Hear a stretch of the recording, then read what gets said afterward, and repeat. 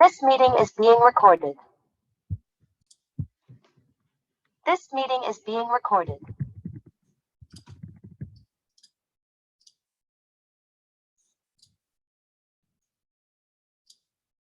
Okay, I'm just about ready to get started, just getting my little setup here.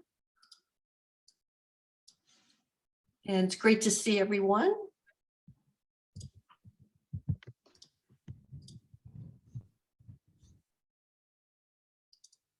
No, okay.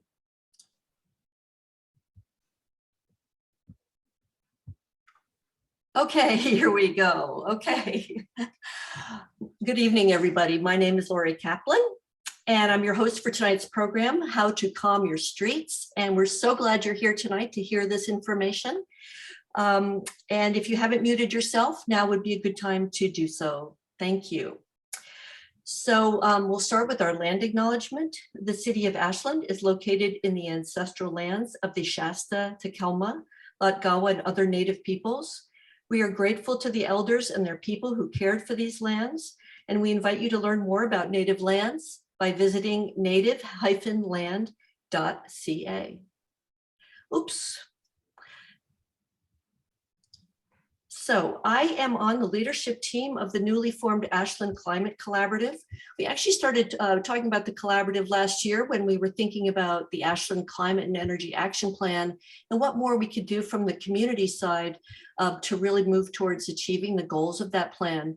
That plan was adopted in 2017, and I encourage you to learn more about it on the City of Ashland website. So the Ashland Climate Collaborative is a voluntary organization formed to serve as a hub for local residents to come together to implement high impact climate solutions. We all have an impact on the climate, so we all need a plan to reduce that impact and help our community adapt to the changes that are already underway. This means individuals, households, neighborhoods, faith communities, civic groups, businesses, schools, professional groups, and more. We're confident that working together across our community, we can dramatically lower our climate impact and meet our climate goals. So thank you so much for being part of this journey with us. Please note that this program is being recorded, and after the program, we will upload it to the Ashland Climate Collaborative YouTube channel and share the link so others can view it. We held a program last week on renewable natural gas, and we'll be pushing that link out for you as well.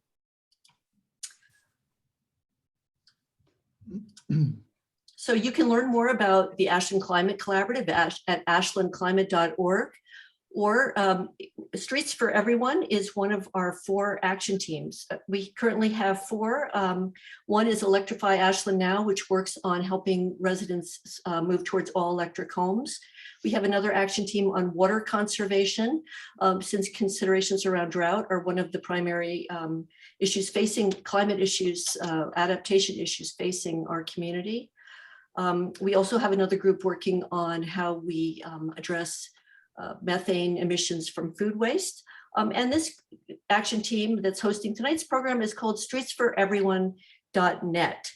And I would like to invite, before I invite Mike Vergeer to talk a little bit about Streets for Everyone, I want to thank tonight's 3 sponsors for tonight's program, Piccadilly Cycles, The Handlebar, and Ashland Electric Bikes, which are 3 bicycle shops in our community. And we want to thank them for our support and urge you to visit these vendors and thank them for their support of this program.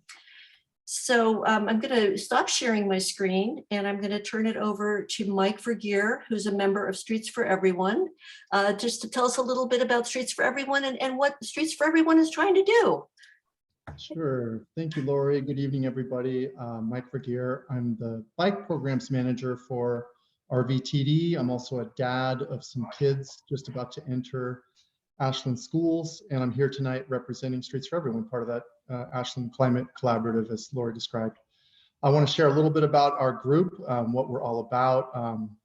Right now, we're about a half dozen committed volunteers who are working hard on manifesting a vision of a future in Ashland, hopefully a very near future, where everyone, and by everyone, I do mean everyone, people of all ages, all abilities, any means, anyone and everyone could choose to bike, walk, roll throughout Ashland for their short trips, for their everyday travel needs.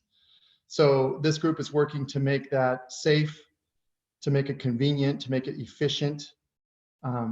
We feel that a community where people feel safe to bike, walk, and roll is certainly a more environmentally responsible community, one in which we're doing what we can to reduce greenhouse gas emissions. It's also a more affordable community, a more equitable community, a community where essential workers could afford to live without having to own a car. And I dare say a less stressful community where we get to enjoy more neighborly interactions with each other. So I suspect that some of you, because you're here tonight, I suspect that some of you share this vision, that you think this is a good idea, that you want to roll up your sleeves and help to make this happen. Please join us. At a bare minimum, get on over to our website, streetsforeveryone.net, and sign up for our email list. But we need to do more than just send you an occasional email. We need your help. And if you'll hang on till the end of Linda's presentation and the Q&A that follows, I can tell you a little bit more about a few of the campaigns we're working on this year and what you might do to get involved. Great, thank you, Mike. We'll get you off the spotlight now here for a little bit. You can rest and enjoy the program. And I'm going to put the spotlight on Linda for now. It's Linda Peterson-Adams, who's chair of the Transportation Commission, is here with us tonight, as well as Scott Fleury, who is our director of public works. Linda Adams is chair of the Transportation Commission for the city of Ashland, which worked collaboratively with city staff and Ashland residents in the design of the traffic calming program. Welcome, Linda. Well, thanks for having me, Lorrie, and everybody else that's here. Welcome, welcome. Glad to see you all. I'm recovering from COVID, so if I start coughing, you'll understand why. Well, thank you for being here, even though you have COVID. I'm going to help Linda. I'm going to help Linda with. Goes on. It does, apparently.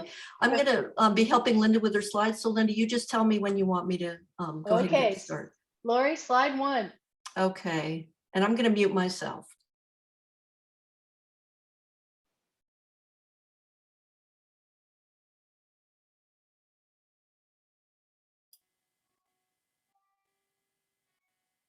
I guess I can start while she puts the slide up because it's just an introduction.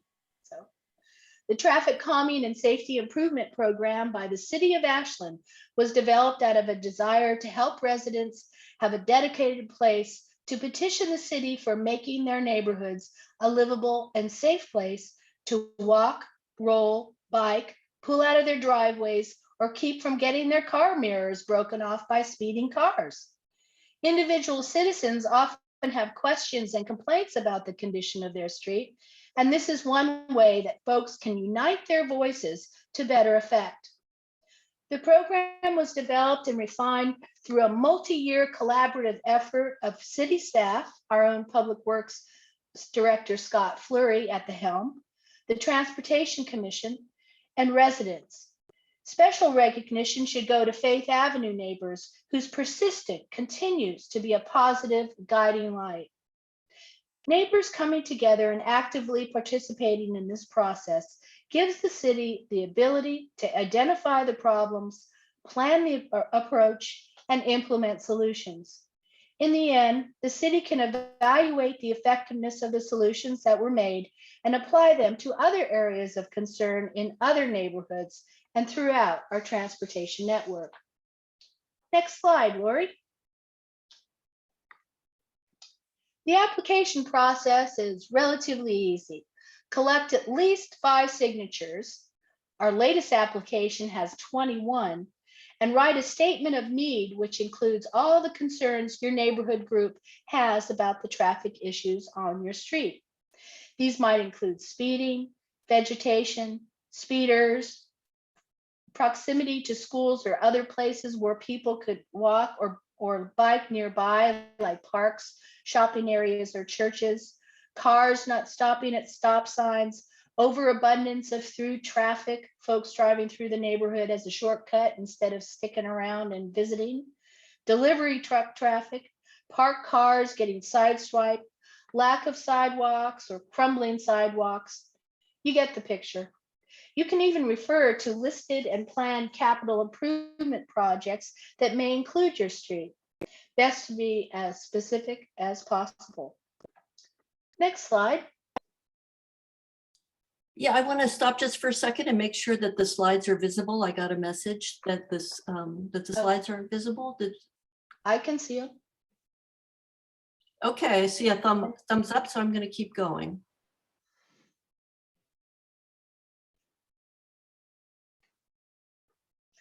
Once you've turned in your application and the city verifies it, the ball starts rolling. It begins by public works staff establishing a study area and then collecting data about speed, numbers of vehicles on your street, called ADT or average daily traffic, and reviewing crash reports. When the data is completed and the data shows something should be done, easy and inexpensive measures can be implemented to put you on the road to a calmer street. These include radar speed trailer. You've seen these around town. Data shows that this has an immediate effect on speed reduction, but as we all know, nothing lasts forever, and the city can't afford to have a speed trailer in every pot. Next, targeted police enforcement.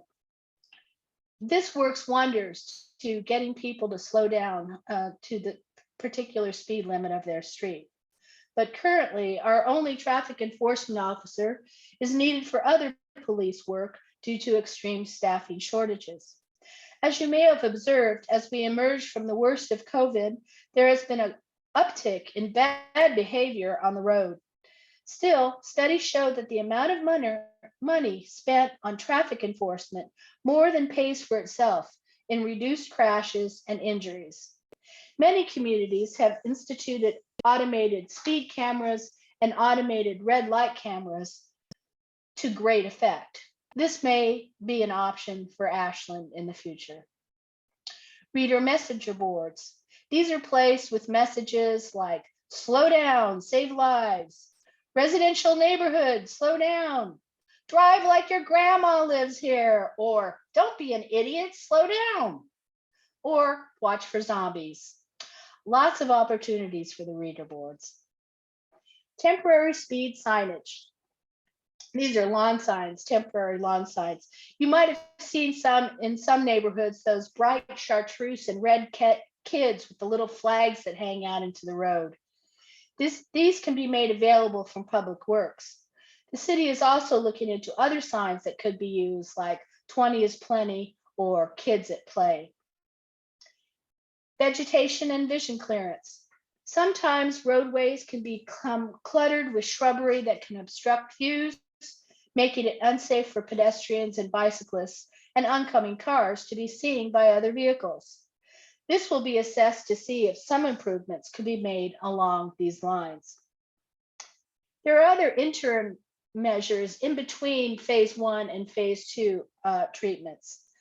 20-mile-per-hour postings on bicycle boulevards is one. Some streets are already listed as bicycle boulevards, and the addition of sharrows, signage, and even 20-mile-per-hour sign postings on these streets can be accomplished. The Transportation Commission has been working to encourage the city through the upcoming transportation system plan to institute a speed reduction to 20 miles per hour only in residential neighborhoods. And the benefits of this are overwhelming. Neighborhood flyers. These are city-approved and printed door-hanging flyers where all folks in the study area can be informed about the traffic calming measures being taken in an educational effort to get everyone to slow down. At this point, leading to phase 2, applications are graded and prioritized if there are more than one neighborhood request for traffic calming, and to see if phase 1 treatments were not sufficient to do enough. Neighborhood meetings will be scheduled with city staff and the Transportation Commission to assess what phase 2 options might be available to the neighborhood and at what cost. Intersection painting is also a possible interim measure, and it can be applied for separate. Next slide. There we go. There's the neighborhood meetings up on the top there. That's actually a picture in Railroad Park. That was a different kind of meeting. The intersection painting in the bottom left is the one on Faith Avenue. And they put this in even before they applied for traffic calming. Also pavement markings. You can see this this intersection here. This is on B Street, has been clearly marked, and other markings are available for pavement stuff to slow people down. Next slide. Next, phase 2 options are humps, bumps, and other undulations, such as judder bars. Speed bumps and humps, like you see on Oak Street, are often thought of as the solution to slowing cars down on the road. It is a request that we see the most often. Please get us speed bumps. This is not always the case, and in fact, can cause increased noise, increased inefficiency of cars speeding up and slowing down to get over the humps, increased congestion on other streets so as to avoid the humps, and a general problem for emergency vehicles. Speed cushions, like the one you see with the bus, is an alternative that allows for emergency vehicles to avoid those bumps. Judder bars, love that word, like those at the crosswalks by the university, are also a less expensive solution than bumps and humps, but careful placement of them so as not to wake the neighbors at all hours is a consideration. Next slide. The next level of treatments available are curb extensions, bump outs, medium refuge islands, as seen at crosswalks, 2 going in on North Main soon, which we're very excited about, pinch points, and chicanes. A chicane, you can see a chicane on the left-hand side. It's also got a bump on there and some pavement markings where the road weaves in and out and around instead of going straight through. Next slide.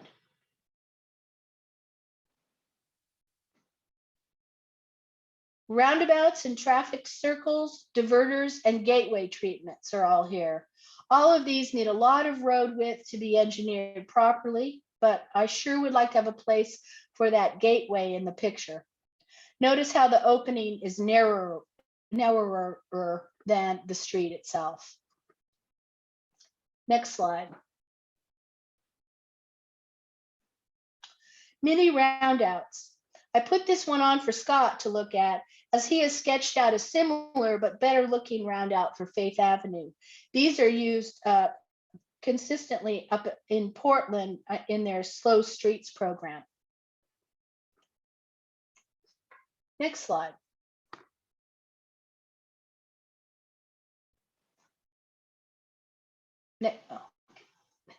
Funding and working with the city's budget and LIDs. As you may know, Ashland, like most cities and towns across the country, is going through a rough inflationary period as well as recovery from the pandemic. The beauty of most of the treatments in phase 1 is that they are relatively inexpensive and can be done through the already budgeted streets fund. There are also grant opportunities through Safe Routes to Schools and other numerous Oregon Department of Transportation grant programs. The Transportation Commission has also discussed setting aside dedicated funds for the traffic calming program itself in the next budget biennium. For more expensive phase 1 and phase 2 treatments, innovative neighbors could crowdsource some of the expense, always knowing that treatments have to conform to city standards. You can't just pay to have a stop sign installed, for instance. Another alternative for streets that need a lot of work, but the city does not have enough money budgeted for, is the creation of a local improvement district, or LID.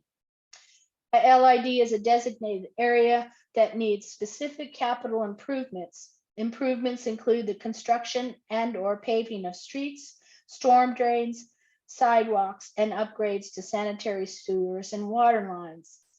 The city and the property owners within the LID share the expense. The maximum assessments for most properties are capped. Oregon state laws allow two methods of establishing an LID, either by a petition of the majority of the property owners in the area or as a resolution of the city council. As you can see, this is a pretty complicated process, but it is worth considering nonetheless. Next slide. And then there is the Transportation System Plan update, where public input can influence the types and prioritization of capital improvement projects in the plan. The beauty of some projects for traffic calming and pedestrian and bicycle infrastructure improvements is that they also are less expensive to implement than more auto-centric projects, and with the integration of the Climate and Energy Action Plan, also greener. Next slide. I will save talking about the TSP for another day. For now, consider joining with your neighbors to help calm your street and make all streets in Ashland more livable. I'd like to introduce Scott Fleury. I think Lorrie was going to do that. Or Mike, yeah. Yes. Okay. Thank you, Linda. That was great. So I'm going to put a little spotlight on Scott Fleury. Scott is the City of Ashland Director of Public Works, and I want to thank Scott for being here with us tonight. Let me see. There's Scott and add spotlight. And Scott, you can feel free to add anything else that you think Linda didn't mention, or things that you want to amplify about the street calming program. So I think the one thing I would just mention is when we look at going from phase one, which we call kind of soft measures, into phase two, which we kind of think about as hard measures, actual functional improvements, as part of a process, I am kind of focused on trying to pilot different things and work with the neighborhoods that are interested in traffic calming and get their consensus. So there's a lot of different mechanisms that we can employ to pilot a certain traffic calming improvement and monitor and measure the outcomes of that piloted implementation portion of a traffic calming measure, and then see how the neighborhood reacts to it, get some feedback from the community that really lives there and drives through that corridor every day. And we recently had a neighborhood meeting with a bunch of residents in Faith Avenue who've been working with the city for a couple of years. They're the ones who initiated the start of the street painting permit program that Public Works and the Transportation Commission developed. And we had a good meeting on site talking about different options and phasing of traffic calming improvement options, and also piloting a couple different options out there on Faith Avenue, and doing some monitoring, getting some feedback from the community members there. And then at that point, if there's consensus to move to a more permanent solution from the pilot phase, that's when we would look at making that change. As Linda mentioned, traffic circles has come up in the discussion, and I think Faith Avenue represents a good street section and corridor with its connections to Wine and May for putting in some traffic calming circles. And there's numerous ways you can put in low-cost pilot traffic calming circles before you move to actually concrete a traffic circle in. And so we're looking at potentially doing something like that. So I really push trying something and seeing how it works as part of traffic calming before you head to a more permanent solution. And then also it just builds community in the neighborhood and consensus for support for the final solution. And then the other thing you will generally see for our larger capital projects that we do, the major roadway rehabilitation projects, I'll mention Hersey Street is the last one we did, and we have two more in the queue, Ashland Street and North Mountain. You'll see in the designs traffic calming measures installed in those designs as part of our major rehabilitation projects. Hersey Street has bump outs and tabletop raised crosswalks, additional signage, additional striping, things of that nature, pedestrian scale lighting to light up pedestrians and bicyclists who are using those modes of transportation. You'll see the same applications when we get to the construction phase of Ashland Street and North Mountain as well as part of that. So those will be features that will be part of those major arterial and collector roadway rehab projects as we go through our capital program and construct those. Those are the two things. And just, I saw Kate Jackson asked about the TSP update. So I will say that we are going to receive grant funding from the Oregon Department of Transportation to start the TSP update process. ODOT is kind of ramping up from the staff side to help facilitate numerous TSP updates around the state as in conjunction with the transportation planning rule changes. So ODOT is writing draft scope of work to ensure compliance with the transportation planning rule update. And once they get kind of a little bit ahead of the game and the TPR gets finalized, we should be able to kick off the project. It's been since 2019 that we've been talking about doing an update. So I'm hoping by the end of the year, we will be under some level of process with a TSP update. I know ODOT is looking at potentially an early start as part of it with data collection before we get into the nuts and bolts. And the other thing I'll mention about that is, and Linda mentioned it, and it'll go along with Mike's concept and discussion, is public input as part of this TSP update is going to have a huge impact on the direction that the city moves forward with as we work through that process. So there will be numerous different venues and ways to provide public input. It's kind of a focal point of TSP updates now as part of that scope overall. So you'll all find out at some level, in some way, ways to participate in this TSP update that the city will be undertaking. Okay. Yeah, and just for the uninitiated, and you've said it a couple times, but just to emphasize, so the TSP is the Transportation System Plan. And Ashland has last updated its plan when, Scott? The last update was adopted by the council. It was completed in 2012. Yeah. Okay. And we've also had a transit feasibility study done in the interim. Correct. Okay, and this is something that's required of every municipality in the state of Oregon? Yes, you need to have a transportation system plan. And since they've updated the rule, there's new requirements associated with transportation system planning. They call it the climate friendly communities. So there's more focus and effort put on public participation, and also more effort and focus put on improving all modes of transportation and access to walking, biking, rolling modes in all communities. So that'll be a focus of the TSP update.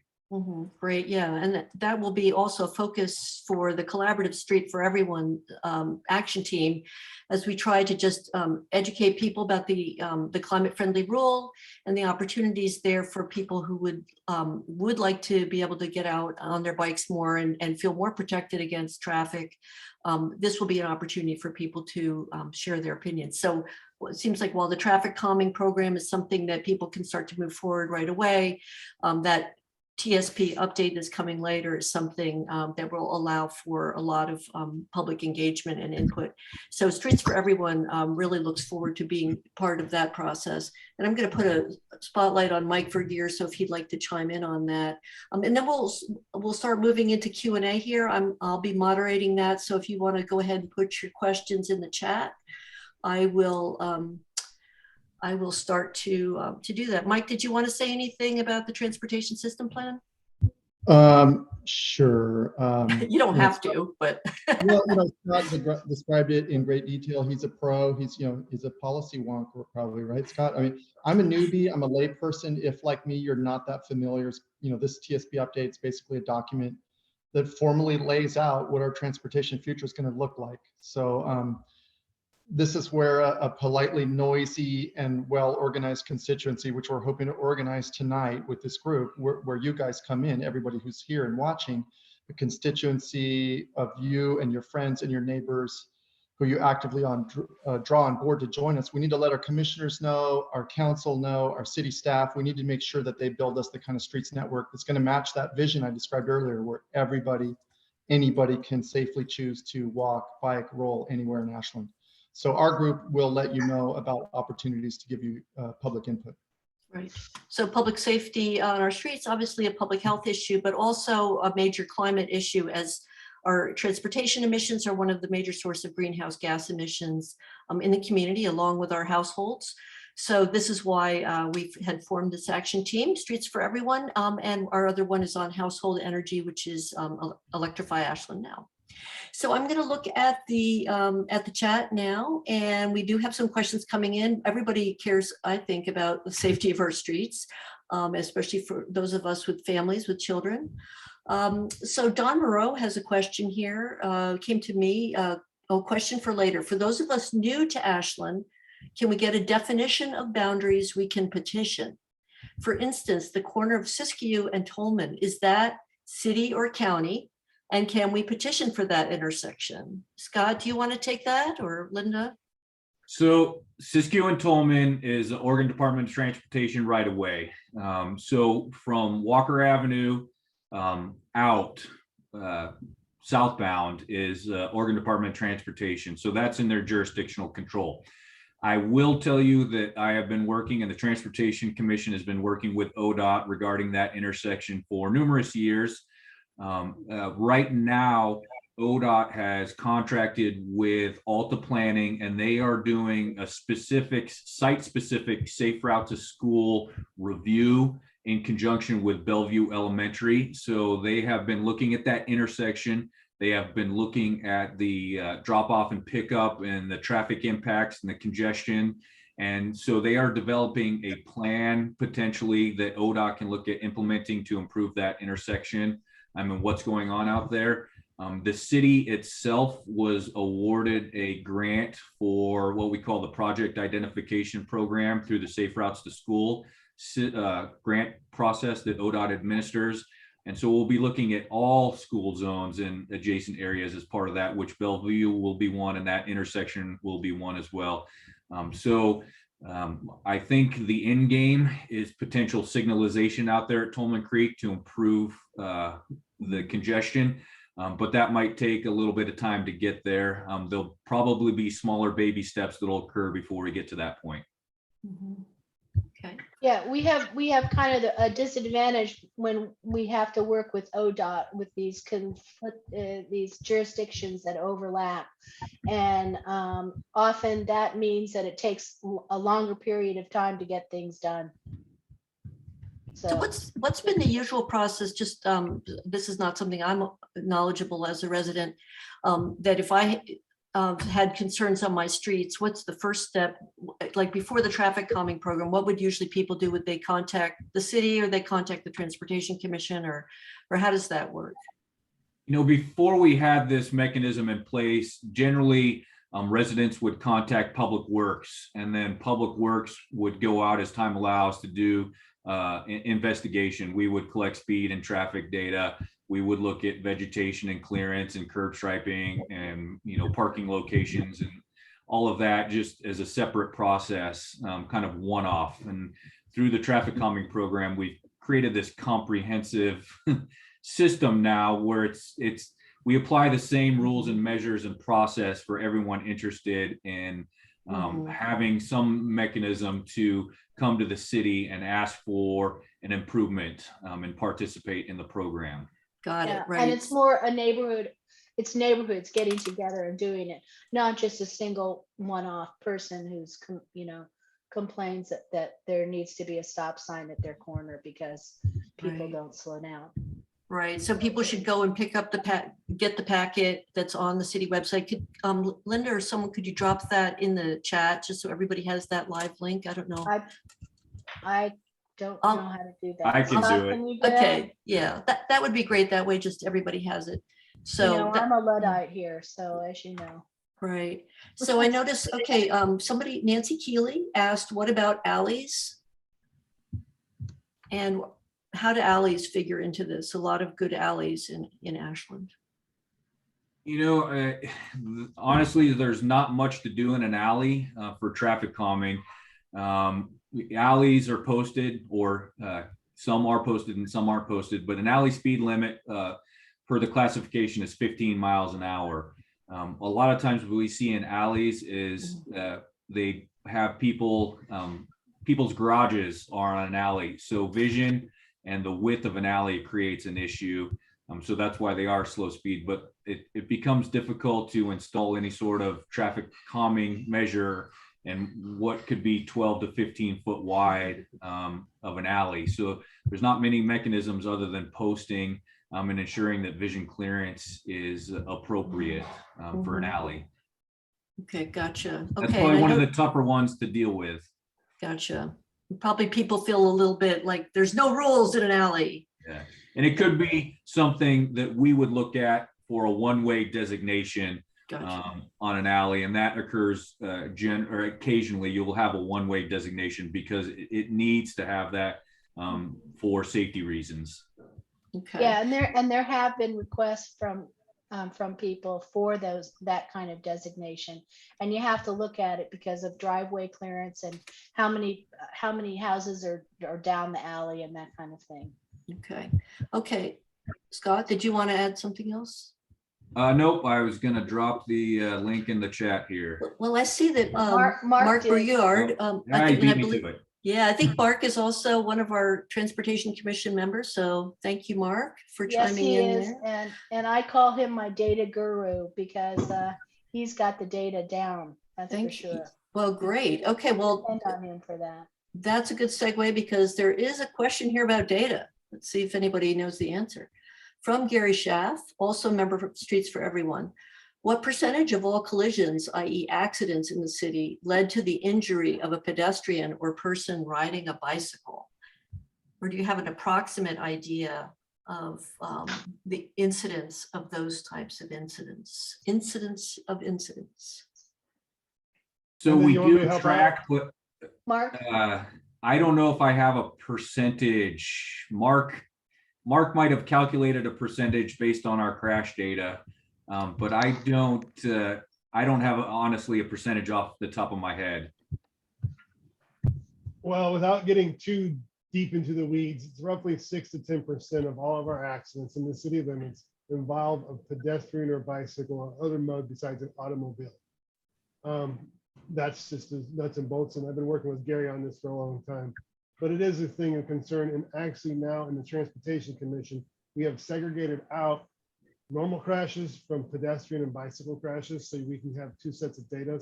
But it still doesn't include like when somebody walks across the crosswalk on Lithia at 3rd or 4th, whatever it is, we can't see it. That person stopped, you ever injured, so that doesn't get included in the data.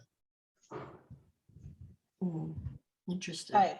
And we're another thing that the Transportation Commission is doing is we're looking at, we have a subcommittee that's looking at attempting to gather data for near misses. So something like the I don't know if you guys know about the wildlife sighting GIS map, where you can go and say you saw a cougar, or you saw a bear, or you saw whatever. We want to do a similar thing with gathering data for near misses. Okay. All right. We have a couple more minutes to take questions. If anybody wants to chime in here, or things that you've seen on your street or concerns that you have, this is a good time to be able to bring those forth. Helga Motley says, I hope you include input from Talent residents. I have put 1,000 miles a year onto my e-bike since moving to Talent in 2015. I have years of experience biking around in Ashland and hope my input will count too. Helga, and that kind of speaks to the interconnectedness of our communities, which is something that is really desirable. So do you have any perspectives on, reflecting on how our communities connect and how we consider those perspectives? from the public input standpoint, I think we'd welcome anybody who uses the Ashland Transportation Network to provide public input as part of the TSP process. Our interconnectivity is, through ODOT. We're talking Highway 99 is that connection point. And so the Oregon Department of Transportation is part of their kind of overall program is moving towards improving safety for all modes on their highway system as well. And they have requirements that they will have to fulfill as part of that process. So you've seen, changes along that corridor already to improve for safety with increasing shoulder widths and changing the lane configurations and things of that nature. So you'll start to see more, I think, and I hope, improvements from the Oregon Department of Transportation on their road network that connect communities together that are what we call district level highways. So they're small, they're not interstates. They are medium, low volume, urbanized and touching rural roads. So as we move forward, I think you'll definitely see some more improvements that benefit all modes on their system. Okay, great. So I've got another question here, came to me directly from Douglas Knauer. Hope I'm saying your name correctly. So I'm hearing a fairly site-specific, reaction-based traffic calming approach. How is this bounced off of the transportation strategy so that we bring a strategic approach to designating routes focused on moving people in cars versus on bikes versus walking from A to B? What a great question. Very complex, Doug. Thanks. So, yeah, I think the traffic calming program is really, the focus is on the residential streets overall. The TSP and that process is going to focus on the arterial and collector streets and their connectivity and their improvements, and that's why I referenced Mountain and Hersey and soon to be, in the future, Oak, Ashland Street, Siskiyou Boulevard, North Main, things of that nature are those what I would call major thoroughfares that move people around the city itself. And so those are where we focus our major rehabilitation of dollars that we have through the capital program on to improve those streets. And so that's going to be kind of the primary focus of the TSP as far as the roadway network, to look at those and how we can improve access for all modes of transportation to move people around town. My opinion is that the traffic calming is really for those residential streets who aren't going to see huge, large-scale capital projects. They're going to see the smaller scale maintenance projects, but they still experience speeding as part of that road network. And so it's to try to slow people down on those streets. Gotcha. Okay, that's great. Doug, I hope that answered your question. If not, feel free to bring another one. Yeah, and so I think, so if there are no more questions, I'm not seeing any. Oh, here we go. Here's another one from Samantha Smith. Do you have to live in a specific area to file with the commission? Example, Walker Avenue, south of Ashland. Bike lane is always blocked with construction, signs, objects. Cars swerve into bike lane regularly with their cars. Idea to swap bike lane and car parking to prevent this sort of issue. I live on the other side of town, but use this road all the time. So we're still talking about ODOT's jurisdiction on that Siskiyou Boulevard, I believe is what we're talking about past Walker. Walker Avenue, south of Ashland. She's talking about. Oh, Walker Avenue itself. Yeah, we could apply the same principles for Walker Avenue residents who are interested in petitioning for a traffic calming program. I know our traffic enforcement officer and I have had conversations about Walker Avenue because he's received complaints, and I know that they've rotated the speed trailer through there. So that is definitely something, if the community up there is interested in applying for the program, please do so. Walker Avenue has a lot of width to deal with, and parking on both sides, but it is a very wide roadway and downhill, which facilitates speeding itself.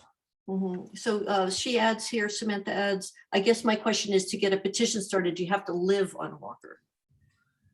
The focus is primarily on residents who live in that area, whether you are a renter or an owner, that you live in that area. If there's general safety concerns that we have, that other residents have, they can be brought to my attention, and we can look at that as an investigatory issue, just as a general safety issue. But for the traffic calming program, we're looking at building that community and that residential connection. Okay, Yeah, great. so in other words, Samantha, give Scott a call Yes. and start documenting those kinds of things for us, because it's all about the data. And Mark helped, I think we have time for this. Mark Brouillard, Transportation Commission member, helpfully shared the near miss survey information, and I'm just going to put that up on the screen really briefly. And Mark, if you wanted to say anything more about that. Again, this is just a draft. What we're trying to do is get more data, because I love data, nothing better than that. And so what you could do, if you have a near miss where nothing's going to hurt or anything else of that nature, you can fill this out.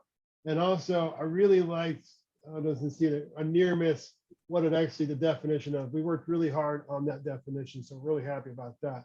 But it's a very simple thing you can fill out. Date it occurred, where it occurred, was it a near miss, unreported crash. You can go through time of day, was there wet out, no lights. Everything you can think of, you can report. Now, if you currently fill this out that I just stuck there, it will go to Scott. So if you want to have fun, you can send a bunch of these to Scott. But you can see, Like he doesn't have anything to do. Yeah. We have tried our best to incorporate as many things as we thought was possible. And we also took information from other cities and other localities, stuff like that. So you can see, you can even pinpoint where the problem is. And just so when we do like the TSP update and things of that nature, or capital improvement projects, we can see where we might need to spend some focus or things of that nature. So again, this is draft. Hopefully we'll be able to get it out soon to the public and have it actually working. We are working on the ADA aspect of it right now to make sure we can get it to everybody. Great. Well, that's really a great tool. I hope you don't get a lot of reports through there, though, actually, but it is a great tool. I hope that when people need to use it, they will use it. When we talked to the University of Virginia, who we kind of plagiarized some stuff from with their permission, they said that they were having a very small amount of requests, and this, and that. Once this came through, they started seeing a lot more data coming in. And once people realized this tool was there, they ended up getting something like 1,200 reports a year. Wow. And so it really helped them out for bicycle, walking. I mean, it really was impressive to see what University of Virginia did with this. So we were very happy to come up with it. Okay. So Yeah, what's the next? This whole idea came up with Holly Christensen put this forward. She's one of the newer commission members.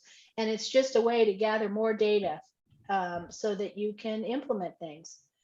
Without the data, you're lost. You've just got a report here and a report there and a report everywhere. And unless you have that consolidated stuff, you can't implement anything. So you the Transportation Commission envisions launching this sometime soon? I hope to have That's our kind of a plan. formalized version in what month are we now? Probably in August. We should have a formalized version in August available for true public consumption and input.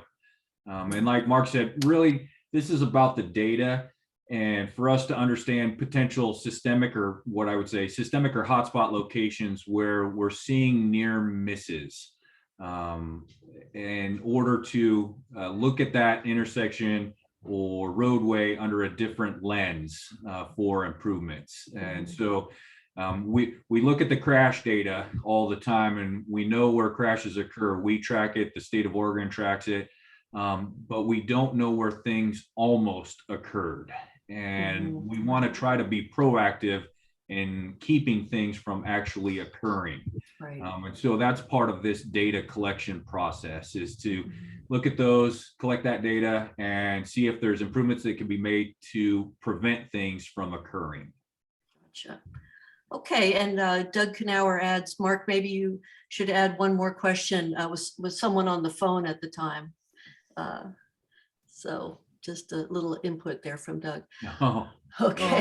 That sounds like a planning commission type of a deal. If you ask me. Yeah. Yeah. Yeah. Okay. Well, great. So I want to give Mike Vergeer a little bit of thank you so much, Scott and Linda and Mark, for answering our questions. And I want to give Mike Vergeer a few minutes here to just tell us a little bit about next steps with Streets for Everyone. I also want to thank our sponsors once again, Piccadilly Cycles, Ashland Electric Bikes, and Handlebar. So Mike? Yes, thank you, Scott, Linda, and Mark. Also, thanks to the viewers for your thoughtful questions. I learned a bunch. Want to close the show tonight by just sharing a little bit more info about our Streets for Everyone group and how you might get involved. First thing, go to the website, streetsforeveryone.net. There's a contact us button. Get yourself signed up for our mailing list if you haven't already. That's the bare minimum you can do. But I also want to tell you a little bit more about some of the campaigns we're working on this year and how you might get further involved. In no particular order, the first of these is this traffic calming, and you've learned a lot about this program tonight, but I want to add that if you or someone you know wants to apply for this traffic calming program, our Streets for Everyone group is wanting to actively hold your hand. We can help you talk to your neighbors. We can help you and your neighbors prepare an excellent application. We can help you weigh different street treatment options if it gets to that point, whatever it takes. So please don't be shy about reaching out for support. It's a community effort and we're here to help. A second campaign of our group, also something you heard about tonight, and one for which we need to attract and organize a ton of support, is we're trying to change the city's policies related to transportation so that a person doesn't feel like they have to use a car every time they want to go anywhere. And our main upcoming opportunity to do this, as our group sees it, is the TSP update, the Transportation System Plan. If you get on our mailing list, we will let you know about opportunities to make your voice heard when this process gets underway. A third campaign that we're working on is my main squeeze lately. It's a bike bus to help safely get kids to school by bike. I hear from a lot of parents around town that they'd love for their kids to ride to school like they did when they were kids, but that it just doesn't feel safe. And some redesign and improvements of our streets will help a lot, but until that happens, a bike bus can help bridge the gap. If you're not familiar, a bike bus, the basic idea is that you get some trained volunteer adults to ride, maybe with a highly visible flag, very colorful clothing at both the front and the very back of the bus. And this bus rides along a fixed, predetermined route and stops to pick up a few kids along the way. Everybody's riding single file in a relatively tight little group. And right now I'm working to attract partners and sponsors for a bike bus in our town. We're trying to figure out how liability insurance would work. I'm looking at prospective routes right now. If we find that you listening tonight and others in our town are supportive of this bike bus idea, we need several committed volunteers to make it work.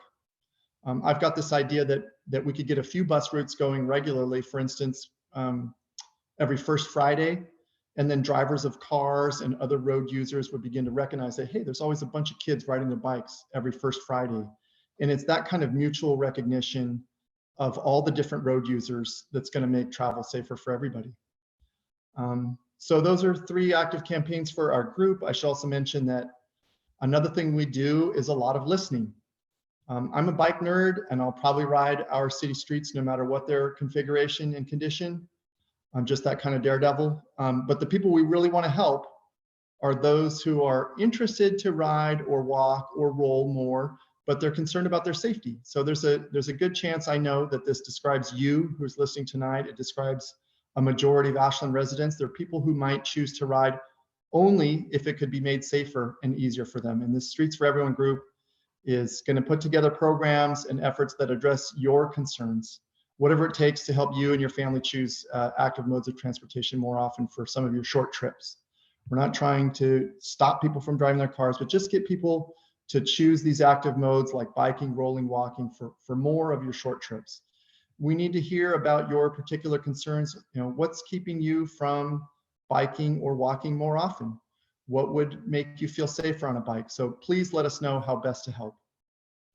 We've put together this website that describes our group in a little more detail. Again, have a look at streetsforeveryone.net, and we'll hope you'll contact us there and offer to share your passions, your skills, how you might contribute. And at the very least, as I said, for a third time, please get on our mailing list if any of this resonates with you, because we need your help. That's great. Thanks. Thank you so much, Mike. And I just want to add too that, you know, we hear from motorists as well, that they don't feel safe sharing the road with bikes. So nobody wants to have a collision between a car and a bike, a driver or a bicyclist. So I think our goal is really to make everyone feel safer, whether you're in a car or whether you're in a non-motorized form of transportation. So we think there's a lot of room for improvement here, and we look forward to working with everyone on this. So I want to thank everybody for coming tonight. I want to just let you know before we sign off about our next program. Mike, I'm trying to get the spotlight off of you so you don't have to be there. No. Oh, there we go. Well, I think if you put it on gallery, you'll see everyone. So I just want to let you know really quickly about our upcoming programs. As I mentioned earlier, one of our other action teams is Electrify Ashland Now. And we host monthly homeowner support group calls. And so these are meant to help you if you're thinking about switching from natural gas to all electric, which is a great way to lower your household climate footprint. We have green building experts and other neighbors who are here to help you go work through that challenge. And this is a planning process. It's not something where many people could go out immediately and go swap out their equipment. But it is something we encourage you to do as part of your climate plan, to know when you might need to replace your household equipment and start looking at some high efficiency heat pumps and other options. Which end up being really affordable from an operating perspective and can dramatically reduce your climate footprint. So these are the kind of solutions-oriented programs that Ashland Climate Collaborative is focused on. And we hope you'll find your own passion in this work and join with us. So our next monthly support group for Electrify Ashland Now will be Thursday, August 18th at 7 p.m. You can go on ashlandclimate.org and see the link to register for that program. And we will also be sending out information about that. Lastly, we'll also send out a link to this program and to our last week's program that was about renewable natural gas and whether that is better or worse than fossil gas. Spoiler alert, it's not better. So we hope that you check out that program as well. Okay, so on behalf of my colleagues at the Ashland Climate Collaborative, I want to thank you for being here. I want to thank our Streets for Everyone volunteers for putting this together. And I want to thank our speakers, Linda Peterson-Adams, Scott Fleury, and Mike Vergeer, and our special guest speaker, Mark Brouillard, for joining us here tonight. I hope you had fun. I did, and happy to see everyone. Let's go out and do what we can to get together with our neighbors and make our streets safer for everyone. Thanks very much, all. Have a nice evening. Bye-bye.